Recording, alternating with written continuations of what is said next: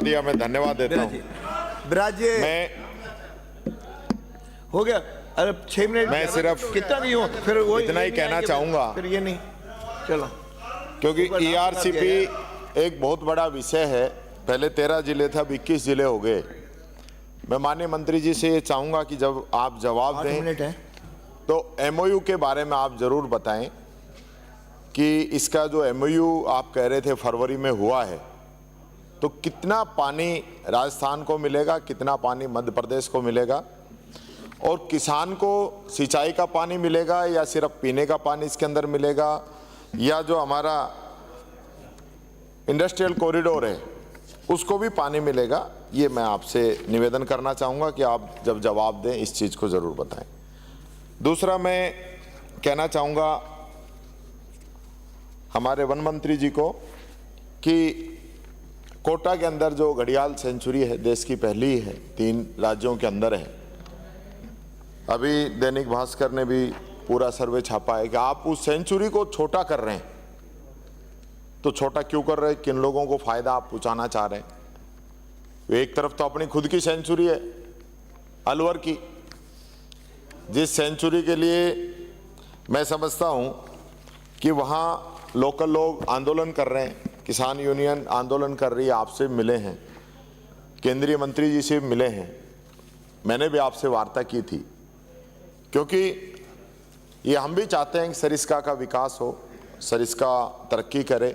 और वहाँ जब एक भी टाइगर नहीं था तो गहलोत जी ने आगे बढ़ते हुए वहाँ पे पुणे टाइगर लेके आए, उनका विस्थापन हुआ और आज सरिस्का गुलजार हो रहा है। तो मैं आपसे चाहूँगा कि अभी एनजीटी के आदेश आए कि सरिस्का की सारी भूमि जो है वहाँ पे जितनी भी भूमि हो सरिस्का के नाम चढ़ा दी जाए। लेकिन उस भूमि में लोग रह भी रहे हैं, गैर खातेदारी भी है, सरकारी बिल्डिंग भी है। अगर ये सारी चीज़ें अध्यक्ष जी एनजीटी के आदेश से सरिस्का में चढ़ गई तो आने वाले समय में बहुत बड़ी दिक्कत आएगी। स्कूल में कमरा तक हम नहीं बना पाएंगे, आंगनवाड़ी में कोई कमरा नहीं बन पाएगा, लोकल लोगों को बहुत दिक्कत आएगी। और वन अधिकार अधिनियम के तहत भी जो लोकल लोगों को जो सुविधा मिलती है वो भी उसके अंदर रह जाएंगी। तो मैं ये कहना चाहूँगा कि आप इस ओर भी ध्यान दें कि लोकल लोगों की आजीविका भी बनी रहे और सरिस्का का डेवलप भी होता रहे। ये दोनों चीज़ों को ध्यान में रखते हुए, क्योंकि ये डिमांड इसके लिए काफ़ी आंदोलन पहले भी हुए हैं और अभी आंदोलन की पूरी संभावनाएं हुए भी हैं, शुरू भी हैं, ज्ञापन भी दिए हैं, सब लोग मिले हैं, तो इस पे आप ध्यान दें। दूसरा मैं कहना चाहूँगा, ये हमारा अध्यक्ष जी अलवर का सौभाग्य है कि राजस्थान के वन और पर्यावरण मंत्री भी और देश के वन और पर्यावरण मंत्री भी दोनों ही अलवर से आ रहे हैं। विपक्ष का नेता भी अलवर का है। विपक्ष का नेता तो है विपक्ष का नेता तो अपनी बात जरूर अच्छे तरीके से इनके सामने रखेगा।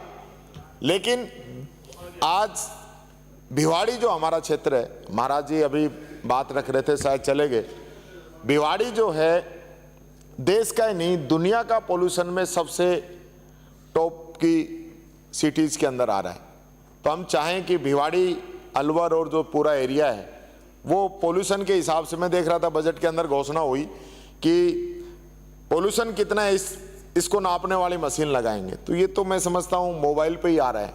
आप तो इस प्रकार का कोई काम करो कि पोल्यूशन हमारा कम हो।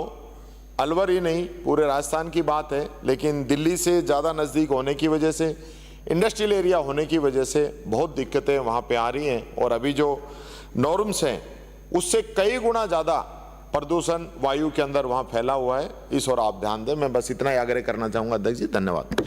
रामविलास।